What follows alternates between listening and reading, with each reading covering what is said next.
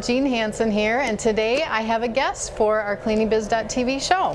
And my guest is Todd Hopkins, who is the founder of Office Pride Commercial Cleaning, and he's also the author of 2 books, which I have right here. And some of you may be familiar with The Janitor. I think this has been around for quite some time, hasn't it, Todd? It has, since 2007. Wow, okay. And you're the co-author with Ray Hilbert. Right. This is a really great book, and just because it says it's The Janitor doesn't mean you have to be a janitor to read it, or the owner of a commercial cleaning business. It's really got some great lessons for everyone. I read this on a plane one time. I read the whole thing, so it's a quick read, and so I really recommend that you get it. The other book that I want to talk about today is called 5 Wisdoms for Entrepreneur Survival. And I wanted to ask you a few questions about some of the chapters in the book, because I think they would really resonate with some of our viewers. Okay. Okay, so the first thing I want to talk about is chapter 3, and it's Get Your Name Out. And I really enjoyed this chapter because you kind of went through the same thing that Steve and I did. Sure. And that's after we sold our first cleaning business, we went halfway across the country to start another business, and we didn't know anybody. And so we're trying to start another cleaning business, and we had to get our name out there, and that's what this chapter is about. So can you just talk about that? Absolutely. Well, basically it's so important when you start to realize that even though you hear people talk about the game of business, and they say that because business is fun. It's kind of like a game. It is a lot of fun, but when it comes to the results, it's not a game. In business, it all counts, and you have to produce results. So it's very important that you get out there and get the word out, get your name out there to anybody you can, the Chamber of Commerce.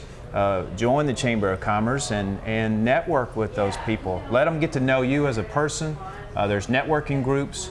You want to let everybody in town know that you're there. You have a cleaning business and you'd like them to be your customer. So it's very important to get out there and get your name out, and not just stay at home or stay in the office and kind of hope somebody comes to you. Right. You got to go to them. Yep. Yeah, we get a lot of people that say, well, you know, I've been sending out letters, and I'm like, well, you've got to get your face out there. You've got to start building those relationships.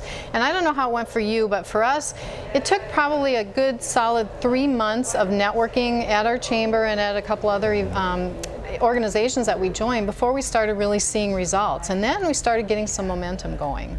You got to work it real hard. It's easy to get discouraged, but when you start getting those customers, those first 2 or 3 or 4 customers, and then they'll refer people to you, and of course they won't do it unless you ask them to. So but you're using them for a reference, and it adds to your credibility.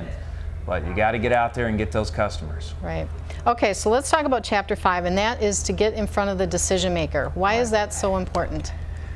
Well, I learned this the hard way. I would meet with people, and after I finally got a chance to do a proposal, and I trusted that the person I was doing the proposal, I was giving the proposal to, was able to make a decision. But a lot of times they would say, I'll get back to you in 6 months, and I needed a customer now. I couldn't wait.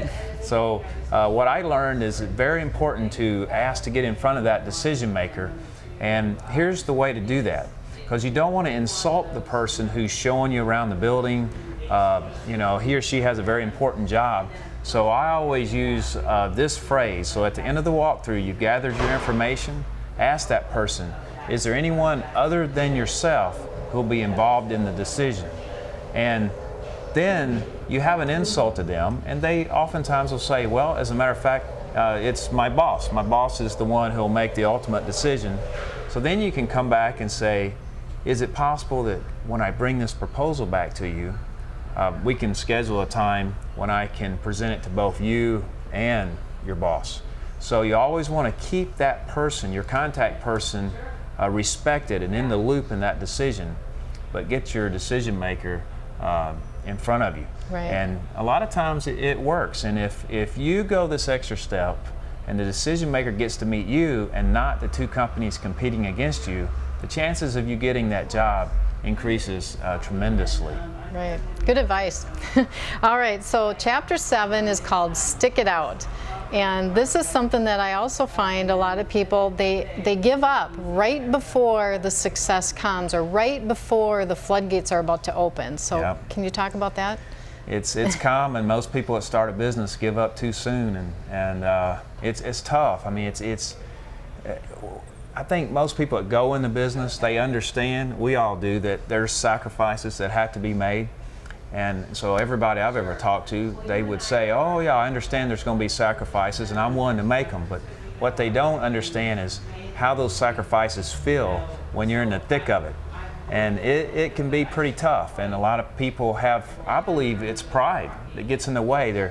They have so much pride that they're not willing to give up driving a nice car for a year, or maybe give up going on a vacation, or some of the perks that they've enjoyed in their former careers. Right. So when you start a business, you have to pay your dues, and otherwise, you know, everybody would do it if it was easy. So it's not easy, but the rewards are there. So I would encourage all of you, stick with it. Get out there, get your name out, get in front of the decision makers, do all the little things that make a difference, that help you be successful. And of course, all the things you guys have here at the janitorial store are awesome resources. So it's going to take a better you to grow a business. So you want to be educated. Read these materials and learn everything you can to get an edge up on your competition. Right, great. Thank you so much. That was such great advice. And you know, that's just 3 topics that are in this book, and you've got a ton more really great tips in this book that are going to help entrepreneurs in the cleaning industry. So Todd, his website is it officepride.com? You can go to officepride.com. Right. And then if you're interested in the books, you can get them from the janitorial store. Just go to thejanitorialstore.com/books, and that'll take you to our entire book selection, so you'll find them there. Thanks, Todd. I appreciate it. Thanks for having me.